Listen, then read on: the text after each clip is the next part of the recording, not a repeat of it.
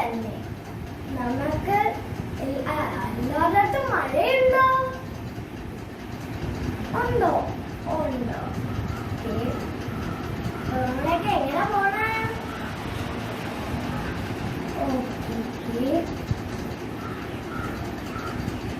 ഇന്നലെ ഞാനൊരു അലക്കുകാരിയുടെ കഥ പറഞ്ഞു തന്നില്ലേ? ഓർമ്മയുണ്ടോ? എല്ലായിടത്തും പറഞ്ഞു കൊടുത്തോ? പറഞ്ഞു കൊടുത്തു. അപ്പോൾ ഇന്ന് നമ്മൾ പഠിക്കാൻ പോകുന്ന പാഠഭാഗം ഞാൻ ഇന്നൊരു കഥയായിട്ട് പറഞ്ഞു തരാം.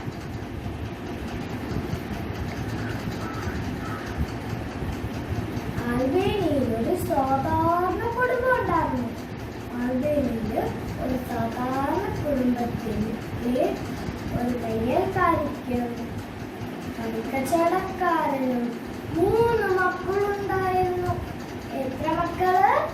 3 മക്കള്. മൂത്തത് ആൺകുട്ടി ലാസർ, രണ്ടാമത്തതും പെൺകുട്ടി ഏജ്, മൂന്നാമത്തതും പെൺകുട്ടി ആഗ്നസ്. ആഗ്നസിനെ എല്ലാരും സ്നേഹത്തോടെ ഹോംസ് എന്ന് വിളിക്കുമായിരുന്നു. ഹോംസിന്റെ അർത്ഥം എന്തുവാണെന്ന് അറിയാമോ നിങ്ങൾക്ക്? ഇല്ലേ? ടീച്ചർ പറഞ്ഞു തരാം. പൂമൊട്ടെന്നർത്ഥം. നല്ല കൊച്ചു ഭംഗിയുള്ളൊരു മിടുക്കിയ ലാസർ. മൂത്ത സഹോദരൻ ലാസർ മധുരപ്രിയനായിരുന്നു. കേക്കും ജാമും ചോക്ലേറ്റുമായിരുന്നു അവന്റെ ഇഷ്ടഭക്ഷണം. അമ്മ വീട്ടിലില്ലാത്ത തക്കം നോക്കി ലാസറും ഏജും മധുരപലഹാരങ്ങൾ എടുത്ത് തിന്നുമായിരുന്നു. നിങ്ങൾക്ക് ചോക്ലേറ്റും ജാമും കേക്കൊക്കെ ഇഷ്ടമാണോ? ഇഷ്ടമാണ്. അവനും അങ്ങനെ ഒരു കൊതിയനായിരുന്നു. അമ്മ വീട്ടിലില്ലാത്ത തക്കം നോക്കി ഏജും ലാസറും മധുരപലഹാരങ്ങൾ എടുത്ത് തിന്നുമായിരുന്നു. എന്നാൽ ഇളയവളായ ഹോംസ് അതിന് കൂട്ടുചേർന്നില്ല. അമ്മ പറഞ്ഞു കൊടുത്തിട്ടുണ്ടായിരുന്നു, ഒരിക്കലും തെറ്റ് ചെയ്യരുത്, അമ്മയില്ലാത്ത തക്കം നോക്കി ഒരിക്കലും മധുരപലഹാരങ്ങൾ എടുത്ത് തിന്നരുതെന്ന്. ആരും കാണുന്നില്ലെന്ന് കരുതി ഒരിക്കലും തെറ്റ് ചെയ്യരുതെന്നായിരുന്നു ആളുടെ അമ്മ പറഞ്ഞു കൊടുത്തത്. നിങ്ങൾ തെറ്റ് ചെയ്യുമോ? കള്ളം പറയുമോ? ഇല്ല. നല്ല കുട്ടികളാണെന്ന് മിസ്സിനറിയാം. ഒരു ദിവസം സഹപാഠികളെയും ചില അധ്യാപകരെയും കളിയാക്കിച്ചിരിക്കുകയായിരുന്നു ചേട്ടനും ചേച്ചിയും. ഹോംസും അതിൽ കൂട്ടുചേർന്നു.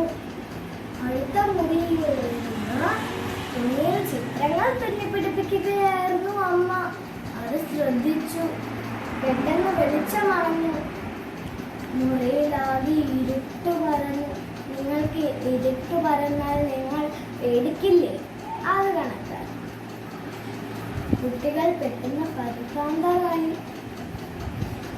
കുട്ടികൾ പുറത്തിറങ്ങി നോക്കി. തൊട്ടടുത്ത വീടുകളിലും തെരുവിലും നല്ല വെളിച്ചം. അമ്മയുടെ മുറിയിലേക്കും ഓടിയെത്തി. അവിടെയും നല്ല വെളിച്ചം.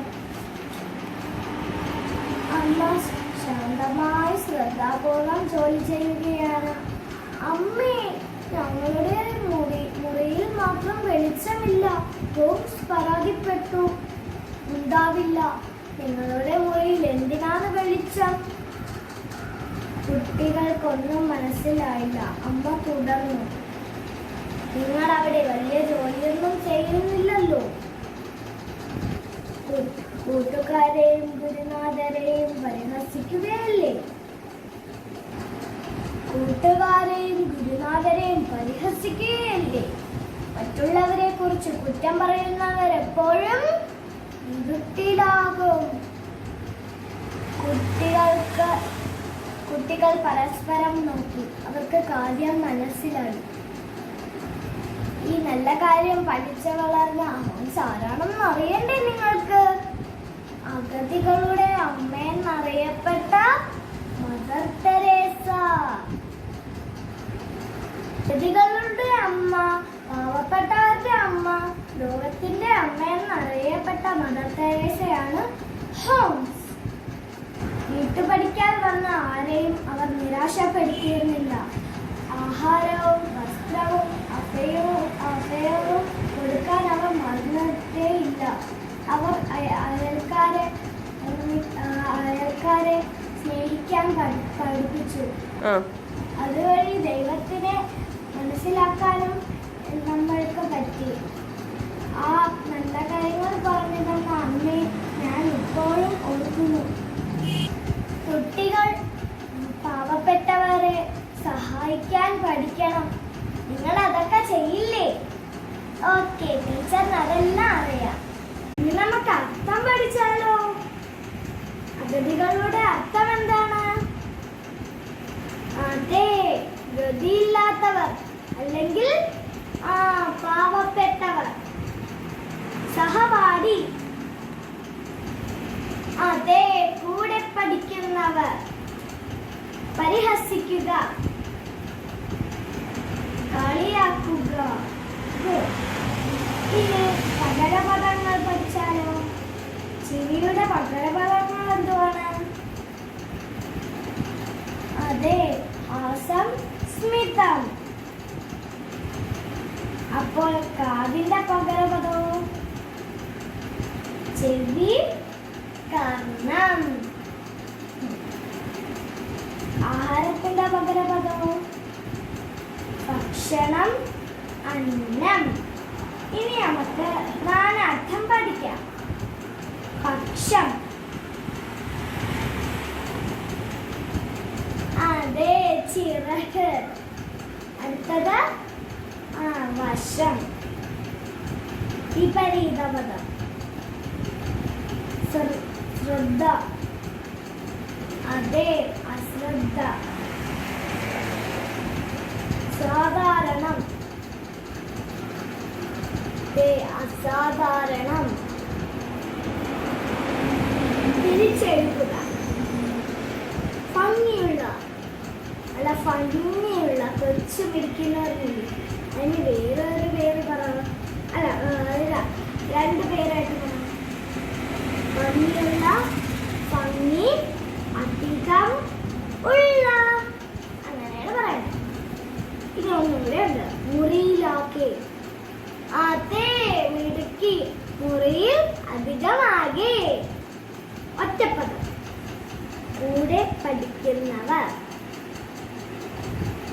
അതെ, സഹപാഠി. ഇനി ഉത്തരം എഴുതുക. ഹോംസ് എന്ന വിളിപ്പേരിന്റെ അർത്ഥം എന്താണ്?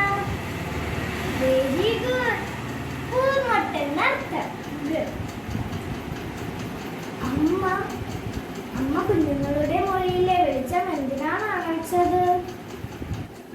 നിങ്ങൾക്കറിയാമോ? ഞാൻ പറഞ്ഞു തരാം. ഒരു ദിവസം ഹോംസും ചേട്ടനും ചേച്ചിയും കൂടി സഹപാഠികളെയും ചില അധ്യാപകരെയും കളിയാക്കി ചിരിക്കുകയായിരുന്നു.